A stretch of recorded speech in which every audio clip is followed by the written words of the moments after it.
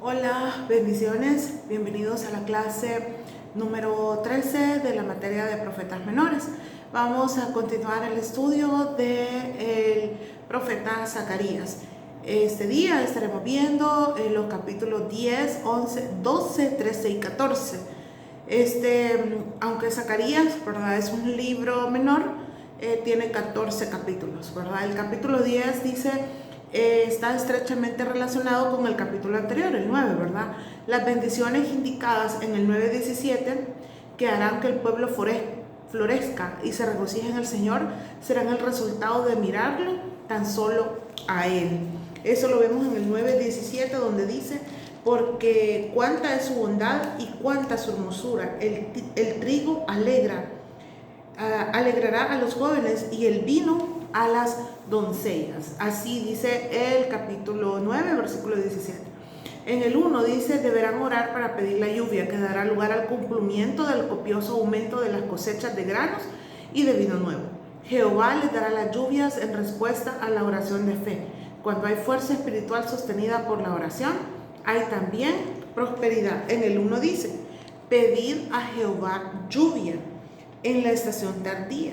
Jehová hará relámpagos y os dará lluvia abundante y hierba verde en el campo a cada uno, ¿verdad? Aquí ya estaban las promesas de Dios para el pueblo de Israel. Israel había tenido experiencias muy tristes en el pasado al tratar de alcanzar la prosperidad material por medios obviamente que no estaban aprobados por Dios. En su pecado recurrió a los terafines, los adivinos y los falsos soñadores. Los terafines eran dioses domésticos usados para la adivinación, ¿verdad? Ellos habían tratado por sus medios de buscar alguna forma, ¿verdad? Quizás ellos de escuchar algo, de sentir algo, ¿verdad? Pero lo hicieron de la manera incorrecta, porque en el versículo 2 dice: porque los terafines han dado vanos oráculos y los adivinos han visto mentira. Han hablado sueños vanos y vano es su consuelo, por lo cual el pueblo vaga como ovejas y sufre porque no tiene pastor, ¿verdad? Porque, yo quizás en el aspecto, en cuanto al área de la profecía, fui educada de verdad en una línea muy bautista, en la que pocas veces se creía, ¿verdad?, que sucediera, cuando en realidad la Biblia lo dice. Pero lamentablemente, ¿verdad?, la Biblia habla del don de profecía, de que pueda haber un profeta. Y sí, de verdad, es parte de nuestra vida como hijos de Dios. Pero muchas personas hacen mal uso de este don, ¿verdad?, o de este oficio, porque hay profetas, ¿verdad?, que eso es su oficio, ese es su trabajo, ese es su ministerio. Entonces no lo hacen quizás de la forma correcta. Entonces la gente que se acerca tiene que estar como muy pendiente, quizás como lo hacía el pueblo de Israel. Voy a ver qué me dicen, ¿verdad? A ver qué mensaje tiene Dios para mí. Cuando mensajes de Dios los tenemos en la Biblia, solamente nosotros tenemos que dedicar un poquito de tiempo a estudiarla, porque dice la Biblia en Primera de Pedro que nosotros aquí tenemos la palabra profética más segura. Bueno, después de esto, Israel, ¿verdad?, la verdad que ellos habían tratado, y creería yo que por ahí andaba la cosa, ¿verdad?, de que ellos querían que alguien les dijera qué es lo que iba a pasar con su futuro, qué es lo que iba a tener o no tener.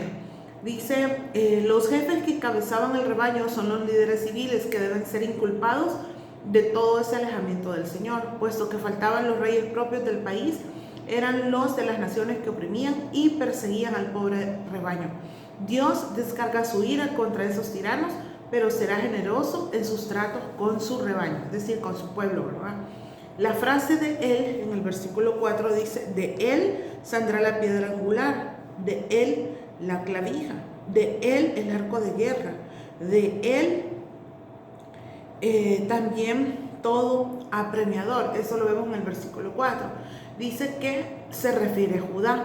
El Mesías no procederá de los gobernantes extranjeros que ahí se mencionan, sino de la casa de Jehová.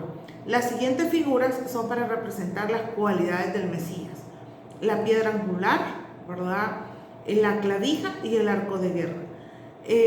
Si ustedes se fijan, estas tres cosas que se mencionan, ¿verdad? Tienen algo muy destacado, ¿verdad? Que representa a Jesús.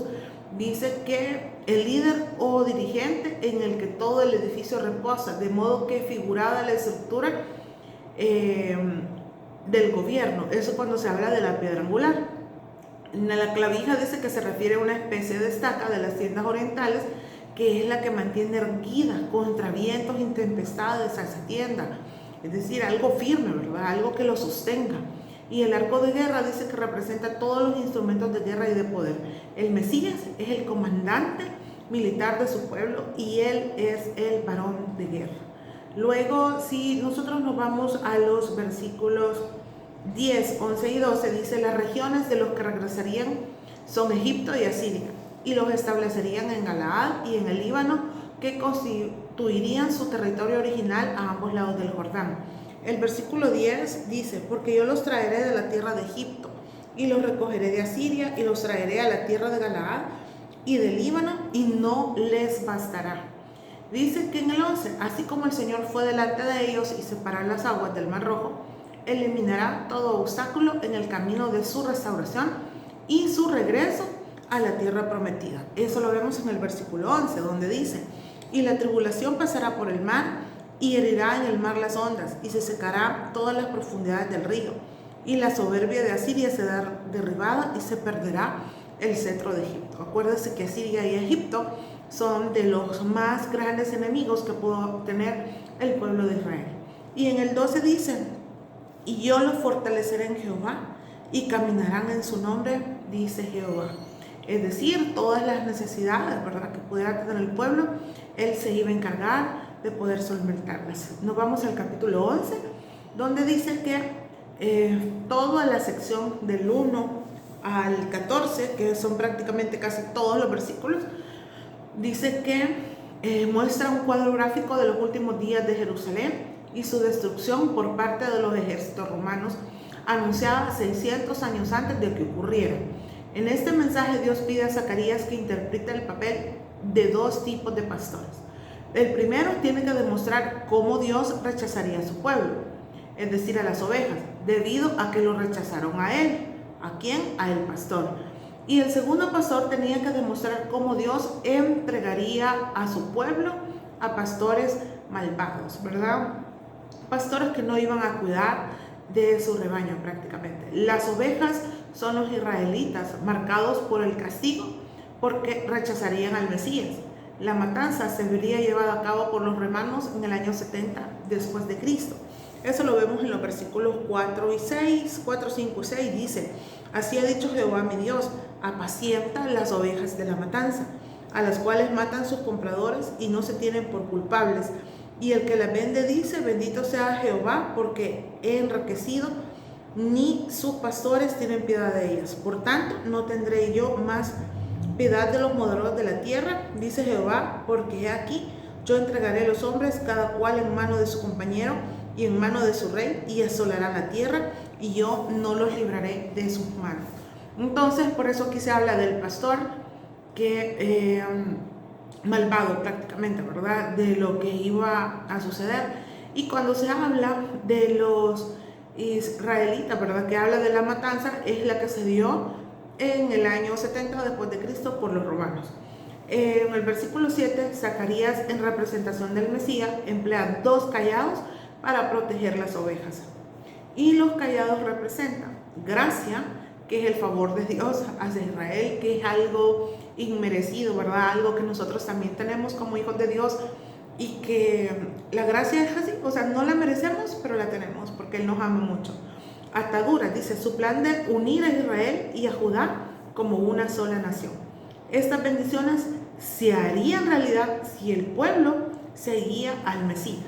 Eso lo vemos en el versículo 7, donde dice: apacenté pues las ovejas de la matanza, esto es, a los pobres del rebaño, y tomé para mí dos callados. El uno puse por nombre gracia, y el otro ataduras, y apacenté las ovejas, es decir, las cuidó, ¿verdad? Estuvo tratando de estar ahí con ellas. Luego se ve en el 8, ¿verdad?, tres pastores a tres clases de dirigentes: al profeta, el sacerdote y el rey. En el 9, por cuanto las ovejas aborrecieron al pastor Mesías, él dejaría su papel como pastor y abandonaría al pueblo a su suerte. Yo creo de que Dios, en medio de todo lo que quería para el pueblo de Israel, ¿verdad? Y era cuidar de él, simple y sencillamente cuidar de él, protegerlo, bendecirlos. Pero los seres humanos de verdad somos muchas veces, no nos gusta lo bueno, sino que queremos experimentar lo malo, así, literal, porque cuántas veces a nosotros nos han dicho, no hagas eso porque te va a ir mal. Yo hablaba hace poco con alguien, con una mujer que ella decía que no quería tener nada que ver con ningún hombre, pero las amigas empezaron a decirle de alguien que saliera con él, ella empezó a ser influenciada por eso y terminó quedándose con esa persona. Y dice ella de que ella sabía que esa persona tenía ciertas adicciones, entonces para ella fue bien difícil superar esas circunstancias y pasaron 14 años orando, pero ella misma dice, yo solita busqué eso, o sea, yo decidí, o sea, yo ya sabía lo que iba y yo decidí hacerlo, porque muchas veces nosotros quizás como seres humanos, ¿verdad? Y lo digo por mí, a veces un momentito de satisfacción, ¿verdad? Nos viene a arruinar prácticamente todo, digamos, del 100% de las cosas que nosotros podamos decir o hacer, ¿verdad? El 80% es malo y el 20% bueno. Igual de las cosas que nos puedan suceder, porque si nosotros declaramos bendiciones para nuestra vida, bendiciones van a haber. Y si nosotros las buscamos también, las vamos a obtener orando, pidiéndole a Dios, no descansando. Pero el pueblo de Israel se había ido a ese punto de que ellos solitos buscaban que les fuera mal, ¿verdad? Ellos sabían que no tenían que buscar otros dioses y lo hacían. Entonces, muchas veces actuamos así, ¿verdad? Nosotros actuamos de esa manera porque hay una naturaleza pecaminosa en nosotros que es con la que nosotros tenemos que luchar todos los días. El pueblo de Israel, de la misma forma, pues era un pueblo bendecido, de verdad, por Dios, pero ellos querían algo más, quizás se sentían aburridos, se sentían, no sé, deseosos de conocer o hacer algunas otras cosas, ¿verdad? Luego, si nos vamos al capítulo 12, dice, este capítulo trata de sucesos anteriores al reinado del Mesías, cuando Israel será sitiado por las naciones para descargar su golpe mortal final contra el pueblo de Dios. Pero Dios será el que aplastará sus viles designios. El profeta predice la destrucción de los enemigos de Israel. Eso lo vemos en el capítulo 12, el título que aparece en la Biblia dice liberación futura de Jerusalén. Y en el 1 dice, estas expresiones son de índole tal que revelan que Dios sostiene constantemente su creación. Dios es muy poderoso para llevar a cabo lo que se propone hacer. Leemos, profecía de la palabra de Jehová acerca de Israel. Jehová que extiende los cielos y funde la tierra y forma el espíritu del hombre dentro de él, ha dicho. Y aquí yo pongo a Jerusalén por copa, que hará temblar a todos los pueblos de alrededor contra Judá, en el sitio contra Jerusalén. O sea, de alguna manera, o sea, no importaba lo que estaba sucediendo, Dios siempre iba a querer restaurar al pueblo, iba a querer que ese pueblo se volviera y no iba a querer que nada malo le sucediera, a no ser, como le digo yo, a veces eso, lo malo que también pasaba al pueblo era por decisión propia, y lo que vivían eran las consecuencias de cada decisión que ellos tomaban. Dice, Dios pondrá a Jerusalén como una copa que hará temblar a todos sus enemigos. Israel ha bebido de esa copa de la ira de Dios, pero ahora él será la copa de lo que van a beber otros. Es decir, lo iba a poner por alto, ¿verdad?, a Israel, y a decirle a los demás pueblos, este es mi pueblo, el que yo escogí. En los versículos del 4 al 5, Dios va a sembrar el pánico. Los caballos del enemigo serán presas del terror y luego se quedarán ciegos, y los jinetes se quedarán ciegos. En contraste con la ceguera de sus enemigos, Dios abrirá sus ojos sobre Judá, en forma que los jefes de los clanes de Judá reconocerán que la victoria se debe exclusivamente a la intervención natural y sobrenatural de Dios. Eso lo vemos en los versículos 4 y 5 del capítulo 12, donde nos dicen, aquel día, dice Jehová, heriré con pánico todo caballo y con locura el jinete, mas sobre la casa de Jehová, de Judá, abriré mis ojos, y a todo caballo de los pueblos heriré con ceguera. Y los capitanes de Judá dirán en su corazón: tienen fuerza los habitantes de Jerusalén en Jehová de los ejércitos su Dios.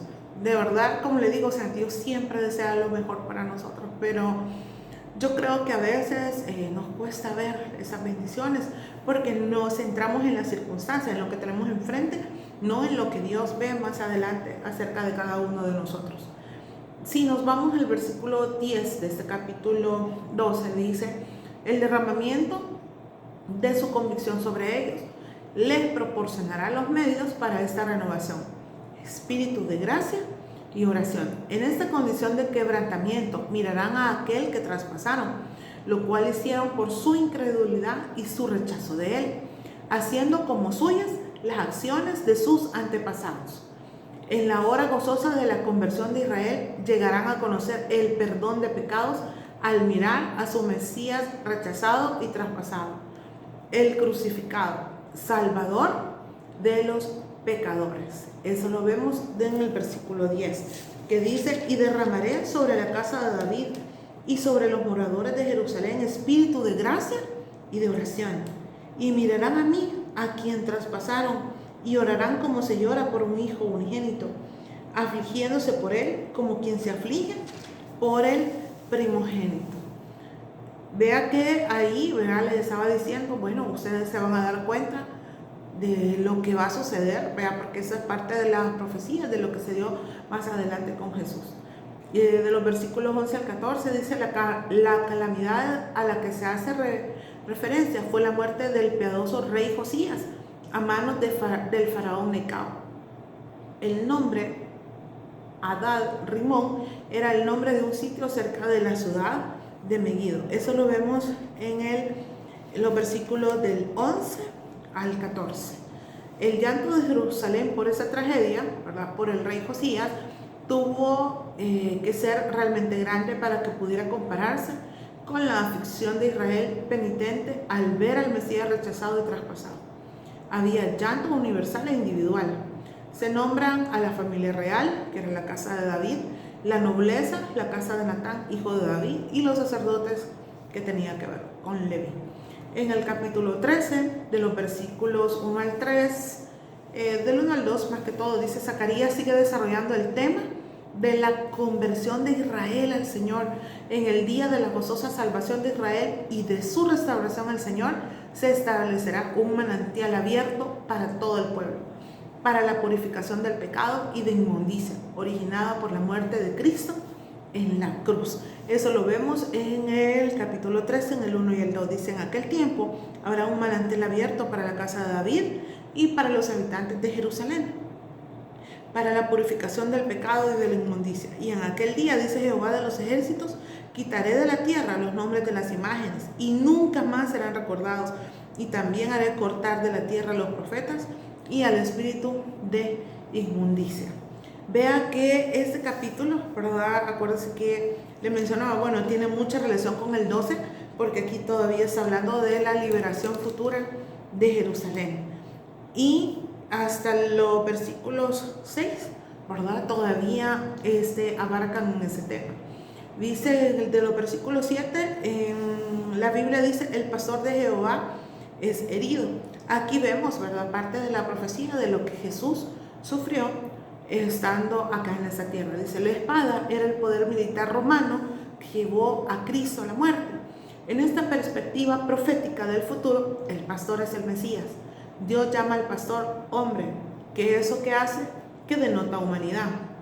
Lo llama compañero mío, es decir, mi asociado, mi amigo, el que está unido a mí, indicando su divinidad. Dice entonces que el pastor Mesías sería herido, es decir, crucificado. Luego sus discípulos se dispersarían como ovejas. De verdad que estos versículos 7, 8, 9 son muy importantes, que lo podemos ver, y estamos hablando de Zacarías. Años antes de que sucediera, ya Dios había hablado que era lo que iba a pasar con Jesús. Luego, si nosotros nos vamos al capítulo 14, dice: en el día de Jehová es un tiempo de juicio y de restauración. Así que se refiere al tiempo en que Cristo volverá para juzgar y establecer un reino terrenal. Aquí estamos hablando de un futuro, ¿verdad?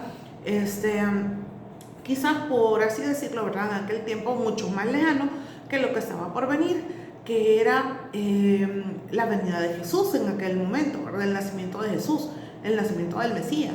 En cambio acá ya estamos hablando de eventos que no han sucedido aún y que nosotros como pueblo de Dios también podamos estar esperando. Luego dice acá en el versículo 1, he aquí el día de Jehová viene y en medio de ti serán repartidos sus despojos.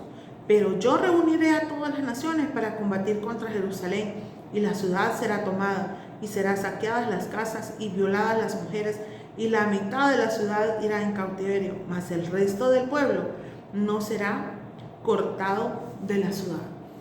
Dice acá, muchas naciones se van a juntar contra Jerusalén e Israel, pero Dios va a intervenir y va a destruirlas. A los enemigos y a las potencias mundiales serán derrotadas en la batalla de Armagedón. Eso lo vemos en los versículos 2 y 3 que tenemos acá. Y como una referencia, ¿verdad? Apocalipsis 16:16. No hablaremos justo de ese tema, porque ese es en otra materia, ¿verdad? Pero quiero que vean detalles como estos que son plasmados en la palabra de Dios, en los profetas, que más adelante se va a dar cumplimiento, e incluso en Apocalipsis es mencionada todavía, porque hay muchas cosas que faltan por suceder. Jesucristo cumplirá, de los versículos 4 al 5, esta profecía en su segunda venida, cuando vuelva al lugar de donde salió. El monte de los olivos se partirá en dos para que puedan escapar del enemigo. Aquí este capítulo, ¿verdad? Se los sugiero que puedan leerlo y poder estudiarlo un poquito, ¿verdad? Y darnos cuenta de las cosas que vienen, que todavía no han pasado, pero que tienen que ver también con nosotros porque estamos acá, ¿verdad? Y hemos creído, ¿verdad?, en un Dios verdadero que sabemos que va a tener cuidado de nosotros porque somos sus hijos, y pues estamos esperando, ¿verdad?, que Él venga y que sucedan todas las cosas que tengan que pasar. Dice en el versículo 8, dice, ese día de bendición, cuando el Mesías vuelva a su pueblo, habrán aguas vivas que refrescarán la tierra. En las Escrituras, las aguas son símbolo de purificación, vida espiritual y refrigerio. Eso lo vemos en el versículo 8. Acontecerá también en aquel día que saldrán de Jerusalén aguas vivas, la mitad de ellas hacia el mar oriental y la otra mitad hacia el mar occidental, en verano y en invierno. Como les digo, es importante que todos podamos de alguna manera estar pendientes de lo que los profetas hablaron. Los profetas menores hablaron. Hay cosas que ya se cumplieron, hay cosas que todavía están por pasar. Pero lo importante es que Jesús, ¿verdad?, vino a esta tierra, murió por cada uno de nosotros y volverá. Lo estamos esperando. Sabemos que Dios nos ama y que Dios tiene cuidado de nosotros. Gracias por estar hasta acá. Bendiciones.